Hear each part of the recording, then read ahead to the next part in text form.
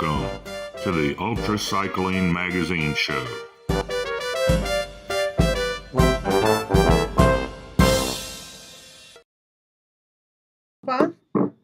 O negli Stati Uniti? Oh, Well, hello, everybody. This is another edition of UltraCycling Magazine, a very special one. I'm sorry to say, my name's Lee Kreider, and I'm sorry to say that next to me, you do not see Jim Lawyer. He's ill and could not be here. And we realized too late to change things, so we'll just let him show here. This is a very special edition of UltraCycling Magazine. Before we get into what's special about it, I just want to take a moment on behalf of UltraCycling Magazine to say a big thank you to all of you who donated to our World Bicycle Relief Campaign. We hope to be able to put 10 of those rugged Buffalo bikes that can carry untold amounts of weight over very rugged roads or non-roads in the hands of people in Africa by my 90th birthday. As it turns out, we exceeded our goal.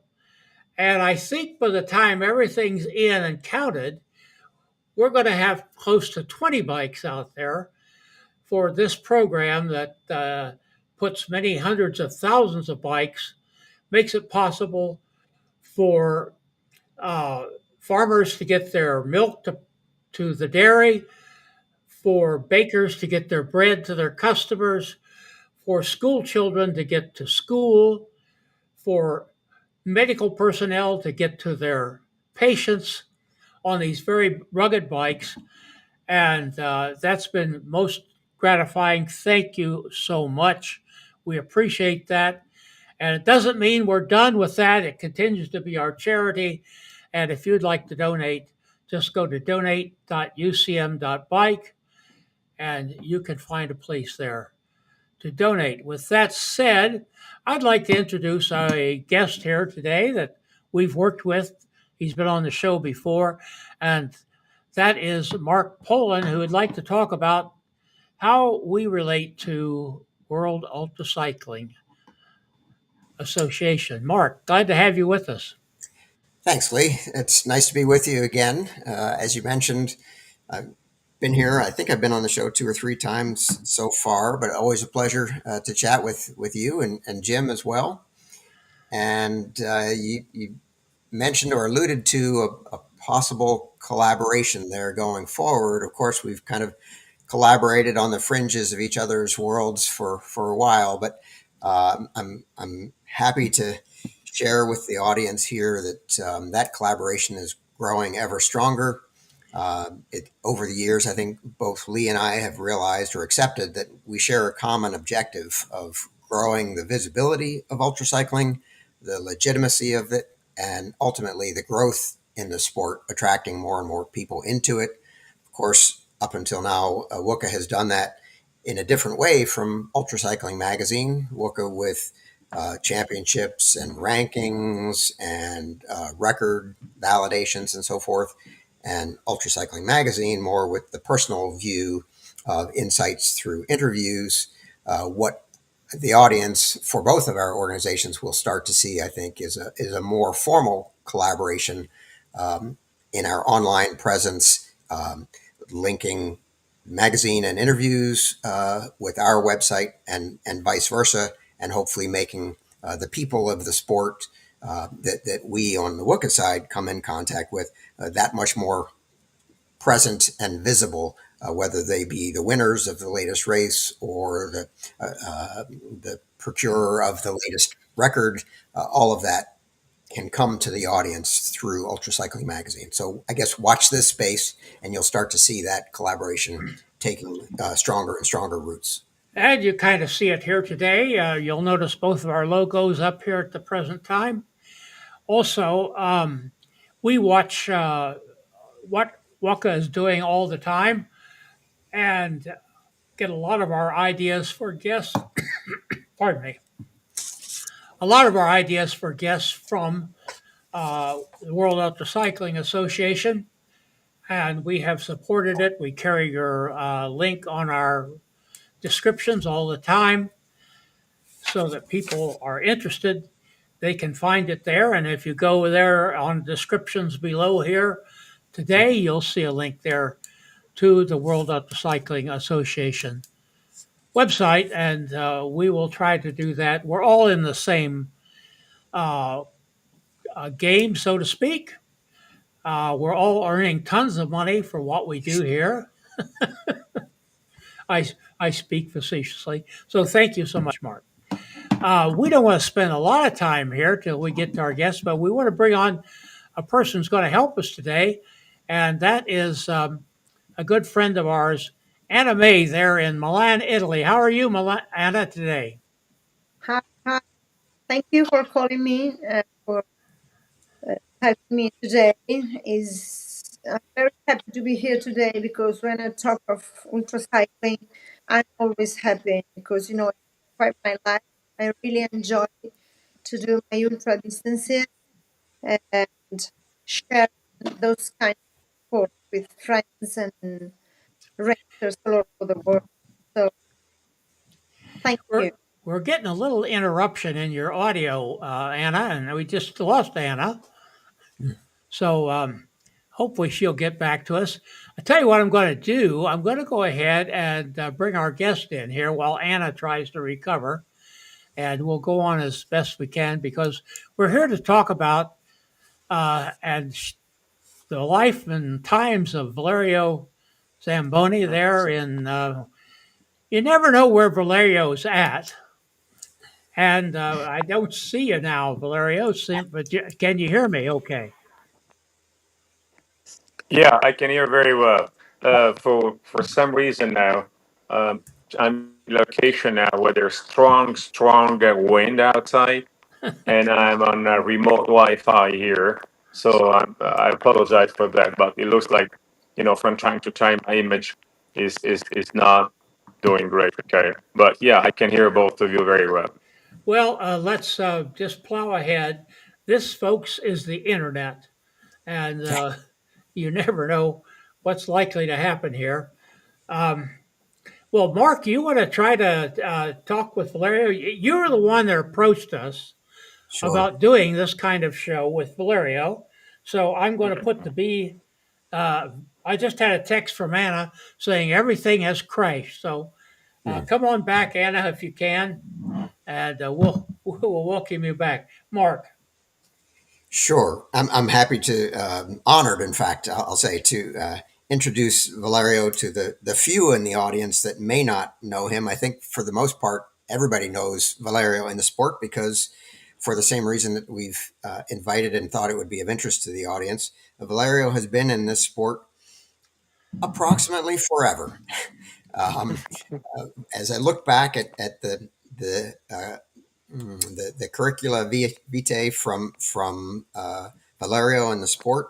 I made a few notes. 13 starts at RAM in 15 years as a solo racer. 14 individual world records. Um, and just a presence on the global scene. Oh, by the way, I think six titles as Wooka's World Cup winner over that time frame. Just a phenomenal resume of results, and as impressive as the results, and to me anyway, is the duration and durability of Valerio's presence. Not to even mention the persona that is the ambassador and diplomat of the sport. Um, so what gave rise to the thought for the show was just trying to afford some insight to the viewers as to what enables and makes possible such durability in the sport.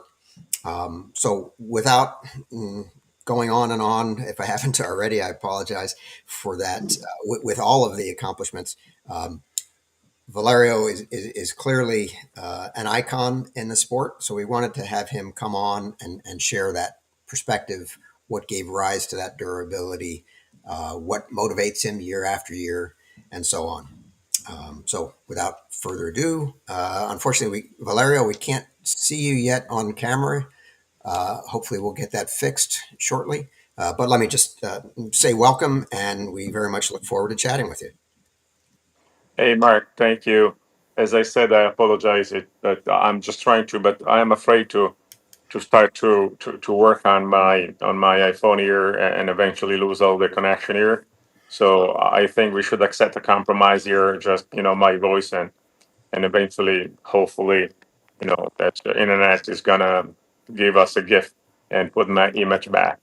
Um, I'm here with my wife Alessandra, as who is a great support, is the greatest of the support that I have on my sport and ultra cycling and on the business too and social life. I mean, without her, I would be a lost person. And and maybe Alessandra, you want to say hi to all the people? Hello, good day to everybody. Yes, I'm the famous wife of Valerio Zamboni behind the scene. Basically, I'm just a good organizer. The job of preparing the race is not an easy job. Logistic, it's important because we have to organize in trip, accommodation, food, people that drives behind him, controlling every single thing. So basically, it's almost 6 months of preparation before the race. I usually start in November. So just to give you an idea, to make a hotel reservation, a flight reservation, understanding which people come with us. So it's a pretty hard job, but that's my major job, my major occupation. Be a wife and taking care of organizing a good race for him. Okay, and also I want to thank you a lot. How glad I am here to be on this conversation with you, Lee and Mark, because you both are true gentlemen in this sport here. And I know Lee for many, many years. And I had a chance to meet him personally, sometimes in Ohio. And it was a real pleasure to do it. And Lee and I we have a special relation that we cemented during COVID when all the world it looked like it was going to fall apart, and we both tried to help the people in believing that it was not the end of the world. Okay, even if probably we didn't know if it was not the end of the world, Yeah. but we have been trying to be It, positive with all the community. And well, yeah, I need to say there probably wouldn't be an UltraCycling magazine if it weren't for Valerio. Um, what had happened, I had been in a hospital for 2 months, and it was question in my mind whether I was even going to be functional as a human being anymore. I wasn't functioning as a human being, it was just being taken care of. And I had written while I was there a resignation letter, I guess you'd say. I can't do this anymore. I have to quit.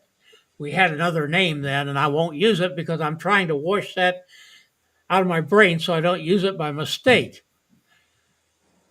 But at that point, by some osmosis or serendipity or God's will, whatever you want to call it, this man got in touch with me and said, Europe is closing down. We're all in dismay. We really need you right now. Well, Mark, how do you say no to Valerio Zamboni? You don't. No, no, And I thought, okay, by that time they had found a treatment plan. We didn't know if it was going to work or not. Look at me today. I mean, I have my limitations, but I'm here as a functional person. right. And but even though we didn't know, I did what all ultra cyclists do. I adapted, innovated, and overcame. And we started the Tour of Hope. Anna Mei here was one of the first people on it. She was doing her little thing with teaching children English and physical ed all at the same time over Zoom. God bless you, Anna. And well, I didn't mean to take all that time to say that, but that's just the kind of gentleman we're dealing with here. And Anna, are you back with us? I think Anna's frozen up. Yeah. Yeah. There's something wrong with the lines to Europe today. Okay. Yeah. Valerio, I hope I have that's no not. idea. But Uh, let me say that also, I want to say thank you very much to Mark. Mark is, if I may, is the person that who can eat it. Okay.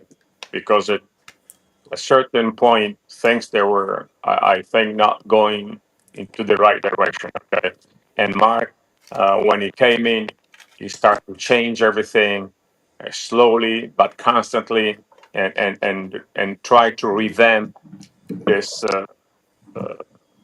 interest that people used to have in the past for VUCA and or UMCA, which is my most favorite name.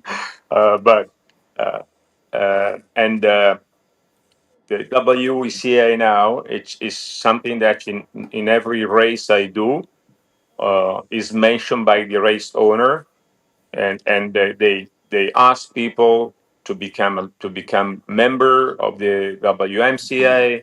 It's so we go back to the old days, okay? So and this is thanks to Mark that he has been able to do it, and also of course thanks to Anna, who is representing the WMCA in Italy, and she's a great person too, and I know her very well. well, Vic Armijo is here. He sent a comment. Alexandra is a major general. We can believe that.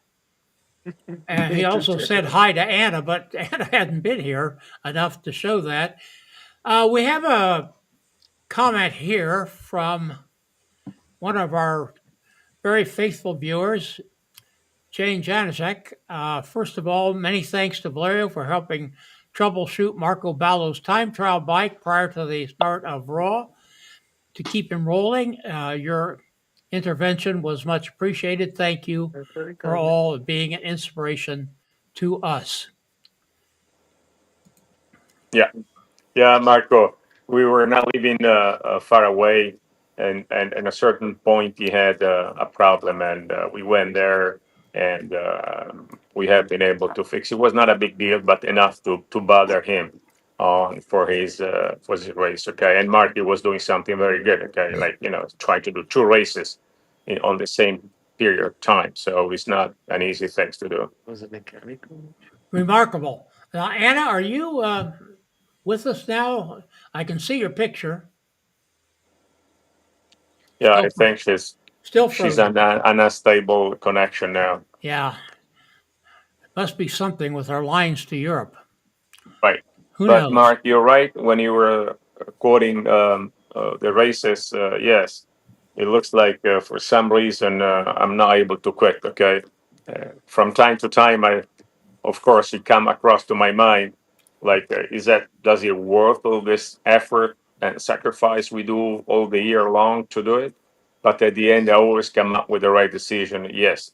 So I'm very happy to be able to do it. Maybe my wife a little bit less from time to time, because she has the less fun part of the job, and putting together those enough people every year for whatever races, and taking care about all of them is not an easy thing. Actually, I think is the most demanding things. Okay, and eventually we might talk a little bit later about it, but this is something that he started to affect a little bit, all the races, and sometimes decision to do a race or not, because it's not so easy to gather people, find people, and skill people. Okay, and so not necessarily that you have to have experience, but they have to be adults. Okay, sometimes when you have a young kid, okay, they react uh, like kids. Okay, so yes, it's a complicated thing. Yeah. Well, Alexandra, we're here largely to talk about Valerio, but I don't believe you and I have ever met, but I have a great respect for what you do. In addition to my work with WUCA, of course, I'm a a very low level racer, but I spend a lot of my time as crew chief for someone who's not such a low level racer, and much of not the wife part, but much of the race planning and logistics and crew management. That's my role in his performances, and I know it's an endless and sometimes thankless role. But one of its greatest rewards to me, I hope you've had the same experience, is just the community of people that are out there to be met, to be worked with, and to learn from. It's a lifestyle kind of for those the month prior and certainly the week of any event. There's just a fantastic amount of interaction opportunity that happens with other people that hopefully makes the 6 months prior to that worthwhile. So I just acknowledge contribution to that, to Valerio's success. I thank you for that, for making Valerio's riding possible. Um, and yeah, welcome to the sport. Uh, Hello, Mark. Yes, I mean, it's a combination of things, the organization of the logistic of all the race, and then you have to deal with the people, as you say. You have to having dinner with them, talking to them, preparing things, go shopping, preparing the vehicle, clean the vehicle. And of course, you do all those kind of things with the people that stay with us. And as you say, there are some appreciate the spirits and others that you appreciate the energy, because basically I'm not super young, so I start to need the people that help me, because I don't have the same energy I had when I was 20. That's why sometimes we look around and people that we have it to die. But I like to have young people with us, they bring a good energy, mental, We're just having all kinds of trouble. Your audio is breaking up a little bit. Let's keep trying though. Uh, Alexandra, two questions I have for you. One is, Yes. does Valerio have low moments in his races, and what do you do when he does? I'm sorry. Can you say it again? Alexandra, does Valerio have moments when he's down, depressed, low, and what if he does? What do you do about him? Um, we grew up together. I'm not just his wife, by just because he married me in 2010. I mean, we met when I was 23. So we grew up together. It's 33 years we are together. So really down, I never show him that I'm sad or worried. I try to show him that I'm strong and I give him energy and I wake him up. I do my best to understand what he has, because sometimes it can just be sleep deprivation, sometimes it could be a pain or a stomach ache or uh, hallucination. I mean, every time he's down, it's a combination of things. It could first it's fatigue, and second is sleep deprivation, and all those combination they needs to be carefully controlled. So that's why I'm trying to follow him for especially for the beginning days of the race, and then I have to support the spirits of everybody else, because I don't spend all night with him. I spend the day with him, but not the night. So then I have to double check what happened in the night and then talking to the crew the next morning, get all the information. But it's a combination of things. You understand. It's like when a mommy controlling his kid. She knows when he's crying for what he's crying for. You know? And I think we are so used to each other that I understand when he's really which type of need he needs. Well, that was an interesting response. Valerio, how do you see your wife's role? Yeah, but my wife, she's not the kind of person that she's telling to me quick. My wife is that one that when everybody's dead around me, including myself, she come and scream to me and said, "Get on the bike and keep pedaling." Okay, we didn't come here for fun. Okay, because we are not having any fun here. So do it. And but of course, you respect the decision when it's time to quit the race for whatever reason. Okay, and surely without her, I wouldn't even be able probably to buy the ticket for myself to go to California or any other place. Okay. And I'm telling you, when you get to deal with 10 people, it's like 10 own republics, okay? All of them, they have special needs. So one guy wants to do this, the other guy needs to do this. No, I want to come a day later. No, I need to be there a day earlier. Oh, I cannot do this. It's a complicated thing, and I have much of respect for her patient, which is not necessarily the same of mine. Okay, so it's like, so it's really the day she wouldn't help me out, it would be the end of Valerio riding and racing around. You have told me that uh, uh, several years ago, Valerio. I remember you So I didn't mentioned that change to my me. Appreciate it. so I'm solid. I'm stable on my opinions. You don't change there. Valerio, I think now you're what, 71? Is that right? Oh, I keep this. I thought it was the best secret in town, but apparently it's not. It's not a secret. So, It's up there on yeah, the Ram yeah, I know, website. but I thought, We never mentioned. yes, yes, exactly. It's 71. Yeah, but I don't really count it. Okay, it's just I know. I know. I go by decades. Okay, after 60, I stop to count. Then after 50, otherwise it's a painful process, which is not going to bring me anywhere. Okay, so. I almost hate to ask this question, Hmm.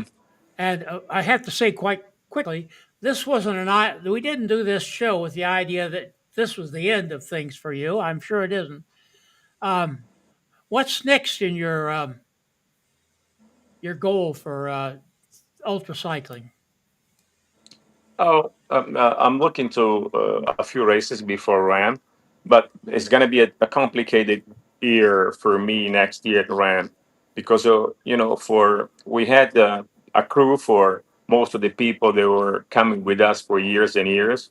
Um, but at a certain point, we felt that under the circumstances that is maybe trying to change a little bit the things around me. Okay, so and it's a complicated process. So I asked for some help to my friend Christopher Strasser, and we're trying to do and see if you can help me out on this things here. But it's when you have a lot the same crew for many years. At a certain point, you become very close friends. Okay, which is not necessarily the best things ever when you have to do and go through this kind of races, okay?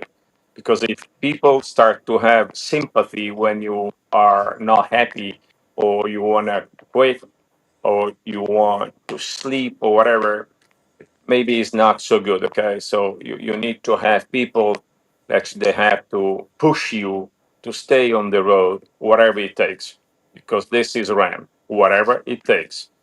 There's no, it's gonna be a mess. Everybody knows after 5 or 6 days that writer start to act erratic. You have vision. You start to have any kind of troubles. Okay, but it's a known things. Okay, and if you care too much for the guy that he is ahead of you. So if you are in the follow car and you see that that's the guy ahead of you, he start to be a little bit stupid. It's nothing you can do. It. It's part of the game. It's not an unusual things. You know that is going to happen. Maybe today, maybe the day after tomorrow, but it will happen. So this year, for example, I'm telling you, happened something very unusual. At a certain point, after 6 7 days, I start to drift completely on the other side of the road. So I was not able to keep the right side of the road.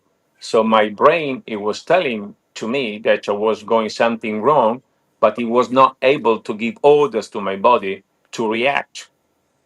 Okay, so and we went through any kind of possible solution, but not necessarily we explore everything you would have been able we would have do it. Okay, so we we tried to understand what was the right things to do it, but we didn't find the right solution. That's the reason why, like 300 miles before the end of the race, we couldn't. We were just start to be late and late and late, and I was around 10 hours late, which I lost like in the last 2 or 3 days. Okay, because of this problem.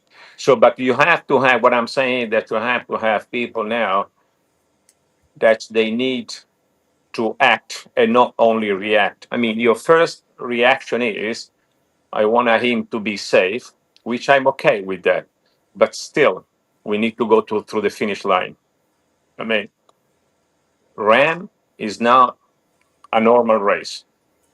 Any um, kind of security you want to have around you, or any kind of parameters that is okay for the other races, is not okay for Ram.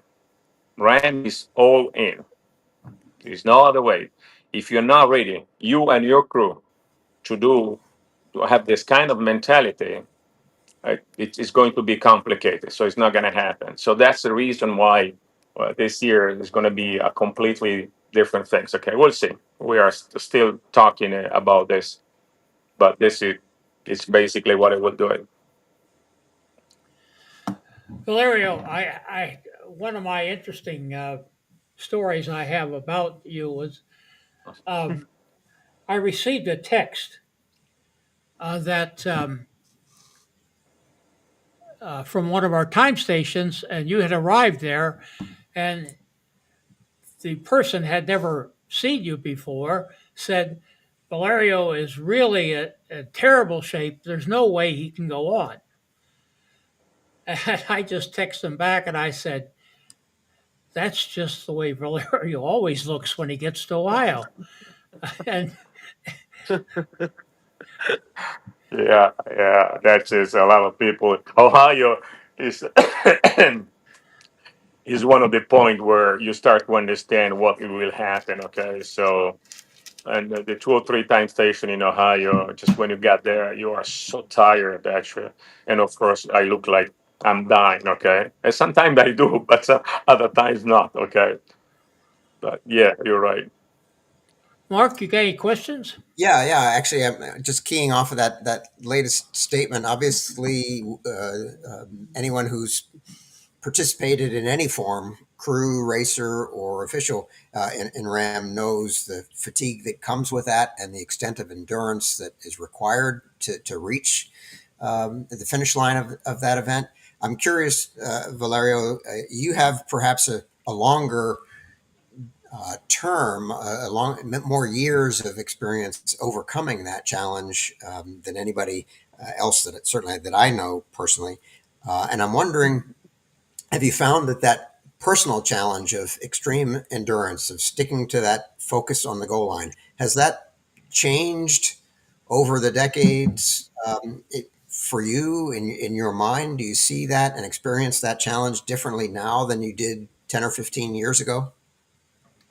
Um, the only things that when you start, it takes about for me it took about 5 or 6 years to really understand what I was doing. Okay, in terms of uh, the difficulty of the climbs or of the flat or whatever.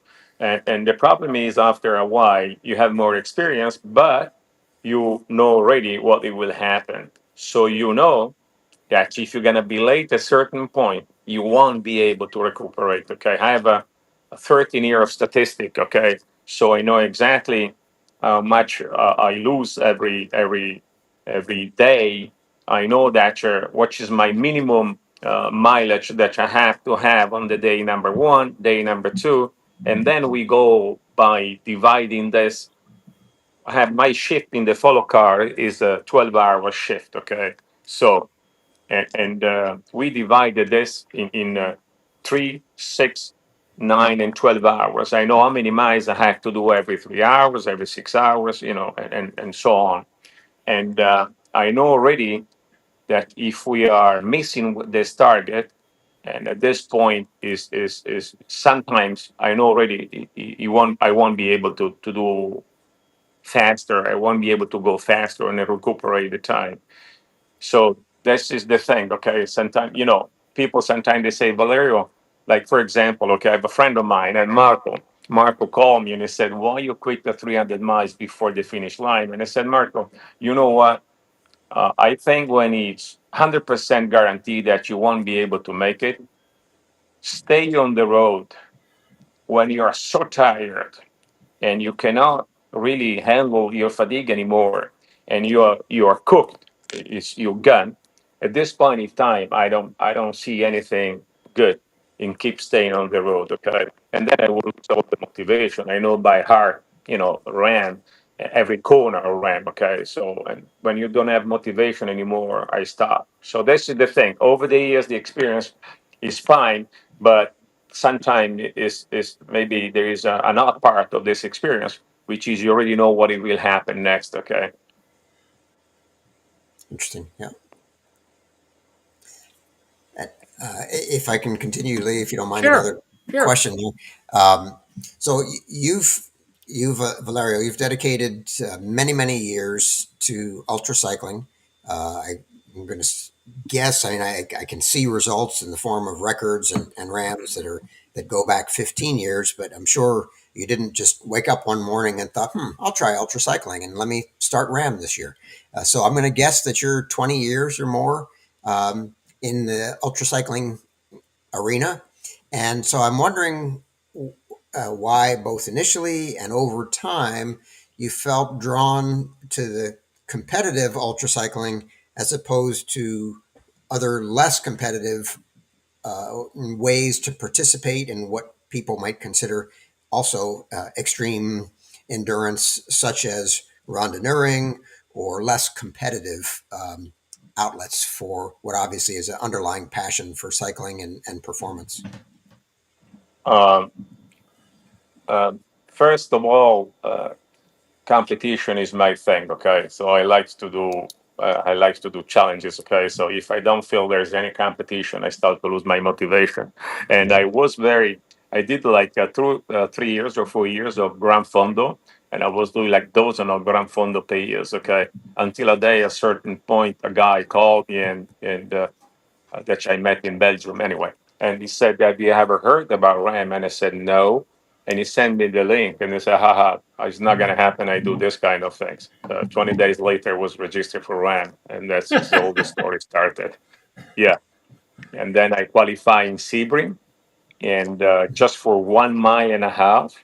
So, because, in order to be qualified, I had to be 400 miles in 24 hours. So I did like 401.5 or whatever is it.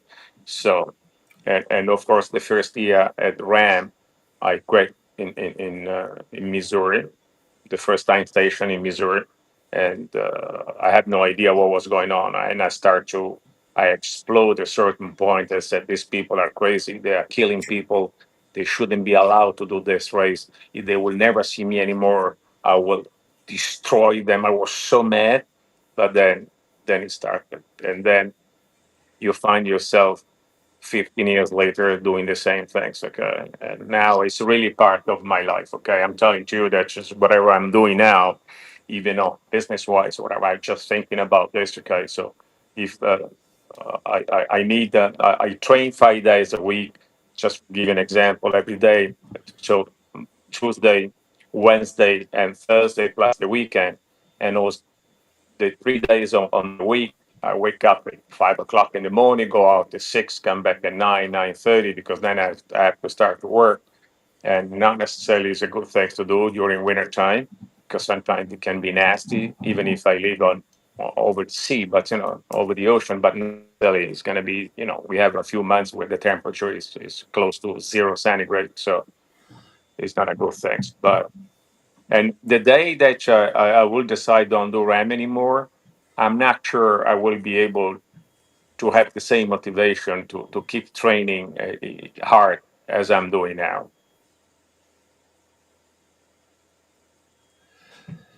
Well, I've never been to Monaco, Valerio, but my impression is that you don't have any trouble finding places to do hill work Oh and yeah. climbing. Is Yeah, that yeah, it's correct? a very hilly place. Okay, but yeah, again, it's the ideal place. Okay, to do this kind of training. I agree with you.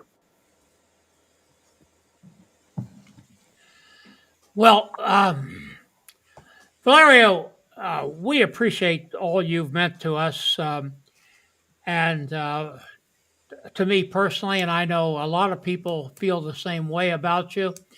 Um, and we really appreciate having you on. I'm so sorry that the internet let us down. I have to say, Mark, that we had a chat involving Anna just a few days ago, and everything worked just to perfection. Not a bit of trouble. Anna can't get on. She's tried numerous times, as you might have seen on the screen. We've seen it more often here on our control panel. Thank you for Th- trying, Anna. this is the Murphy law. Mark knows very well. Okay, so Yeah, it I will mean, happen. Yeah, and it's just the fate of dealing with a system that is not yet quite perfect. Maybe never will be. So I want to just thank you, Mark. Do you have anything you'd like to say before we wrap this up? Yeah, yeah. I just have one question for one more question for Valerio. As I look back at the various accomplishments you've put in the record books over the years. Of course, we talked a little bit about RAM and the various or the many years of participation there. I'm looking at your list of personal records in the ultracycling realm, and I see many of those done in the 60s. Of course, you're in a different age group now, and I wonder if you still feel, or if you now feel, any attraction to possibly setting new records in the either velodrome or indoor or outdoor arena. I think down now yeah. at your record, you have 6 hour, 12 hour, 24 hour, 100 mile, 200 mile, and 1,000 kilometer indoor velodrome records, all in your 60s. What about the 70s? I That's a good question. Beside the capital to capital, which is a way to be trained, actually, I did like I was already in the 70 when I did the last one. But Yeah. this indoor tracking things, I really need to think about it because it was the most painful things that I've been through. Okay, I mean it's just like it's first of all you need to know how to do it in the velodrome. I did in a velodrome that the slope it was like I don't know, it looks like 45 degrees or something like that. And yet, and even if you don't need to go upper in the turn, okay, but you have an attraction like a siren. So this turn, they keep telling you, come, come, come to try. And then I fell down quite a few times. And then when a certain point, I want to really to do some records and I start to practice in the velodrome, a guy hit me and I broke like 5 or 6 ribs. I mean, it's the velodrome. You really need how to do it. But having said that, I was looking in the past to do like on the open velodrome, which is a little bit different. Okay, so you need to find the right moment to do it.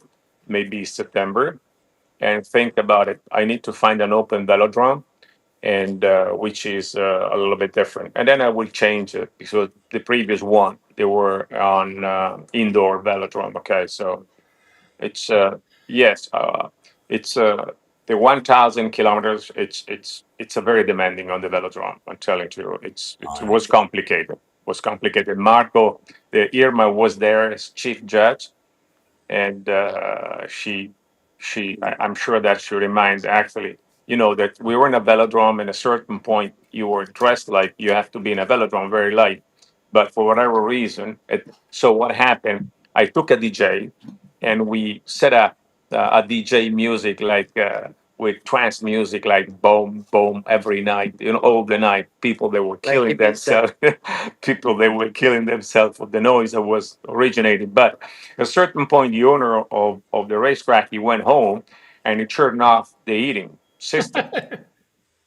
So it started to be very, very cold. And at a certain point, my body started to be affected. Actually, my stomach start to be affected. You know what I mean? So, and I have to stop for about 3 or 4 hours because I couldn't handle anymore to stay on the bike. So it was a painful experience. Having said that, again, I may consider to do it on the on an open velodrome. Very good. I look forward to Actually, you gave me the you refreshed me, Mari, the idea how to do it. Yeah. I'm seeing, you cannot see the smile of my wife, which is not a smile. But Why did you give him this idea? We can hear you smiling, Alexandra. Why did you give him this idea? Yeah, I had my own progression through that same thought. That was my answer to COVID in a year that all the racing was closed. I found a track. It was a car racetrack, and they didn't have any car races going on. And I managed to find the right path into the management of the track and said, "Hey, I've got an idea for something you could do to keep your track in the news. I'll come set a record there." And they allowed me to do it. This is a facility that normally would charge probably $50,000 a day Ah, to use the track, and they oh, gave it to me for free just to have some activity there. So wow. yeah, and it was not a velodrome. It's a half-mile track. The banking was no problem at all, even for 20, 25 mile an hour kind of speeds. So yeah, I would encourage you to take that as a much easier path than the indoor velodrome. Yeah, yeah. In mine, it was a quarter of kilometer to 250 meters, and which are the most slanted one. I mean, it's incredible thing. So you really gotta be used to. Yeah, yeah, But you know what? Now I start to think seriously about to do it. Maybe next year on an open velodrome. But it has to be, the weather has to be nice. So right. September is going maybe something like maybe August is too hot. September will be the right month to do it. Yeah, Or maybe I will do in the United States instead to do here. We'll see. yeah. Well, just let me jump in here to say that if you happen to be hearing this broadcast or listening to the recording of it later on, and you have no idea what the records we're talking about for World Ultra Cycling Association, we would invite you to go to their website, which is simply ultracycling.com. Is that correct? That Uh, is, yes. and start looking at records and some of the menus there to see what we're talking about. And I just have a challenge here for those of you who live here in the Midwest. There are so many capital easy, I'm talking about super easy capital to capital records just waiting for somebody to establish it. And at the present time, even a slow rider can get that first dig in and get your name on the books. It's not that hard, is it, Mark? No, it's not. Depending on the record you're going after, as you suggest, capital to capital is one that's in many cases an open book. A blank slate, if you will. If you're thinking about on the other end of the spectrum, a 24-hour record, that's a different story. You might want to look at what that record currently is by Mr. Yeah, Strasser before you yeah. decide that that's what you're going to go after. But then, like Valerio, and some of us who put on a few years, made a few trips around the sun, um, there's also some age records to be had Correct. in all those areas. Well, folks, I think I'm going to wrap this up. We could go on for a long time, but I just want to say again, I'm sorry about the internet problem. I'm sorry that Anna Mei didn't get in here. She's such a lovely person and such an important part of the World Ultra Cycling family. I believe she's on the Waka board. Yes. Mark, Yes. and all that, and she does contribute so much. Thank you, Anna, for all the effort you made to get here. We're sorry about that. Thank you, Valerio, for being here, and thank you especially, Alexandra, for what you Thank you. contributed. I don't think I'd ever heard more than 2 words from you before, and You're it right. was really great. I mean, you added a lot. I'm not speaking. I'm not being patronizing here. That's just the truth. So, Very kind, very kind. Thank you very much for having us. yes, and thank you, Mark, for being here. We My look pleasure. forward to more cooperation in the future. And let me say, take a moment to tell you what's coming up here on September 17th, which is really our launch for the new season. Although the way things have been going, we don't have seasons anymore. We're going year round. Hoppo, Chris Hopkinson is retiring from UltraCycling. He's had some injuries. He's finding it difficult. And he's going back to his clarinet. So we're going to have Hoppo on the 17th live. And you're going to be able to hear some of his clarinet music. And let me tell you, he's no garage Important. musician.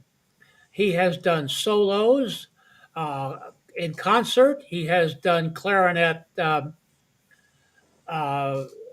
with concert bands, concert orchestras, and we can't play all of it. But I have just been amazed. Also, he's pretty good at jazz, Mark, Hmm. and so we're looking forward to have Hoppo on here, and that'll be on the 17th. However, we will have between now and then I have it on the book already a recording from Georgy Stoichev, who did the transcontinental ride this year, and he gave a report on that, and we'll be happy to learn more about the transcontinental. With that, I'm going to go find our friend Greg here. Where's he at anyhow? Oh, here he is, and say goodbye. Don't go away, Mark. Don't go away, Valerio.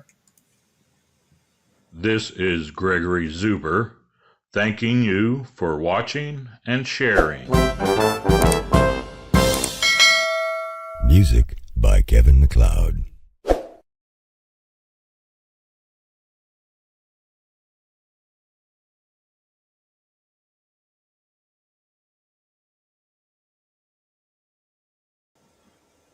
Cheers.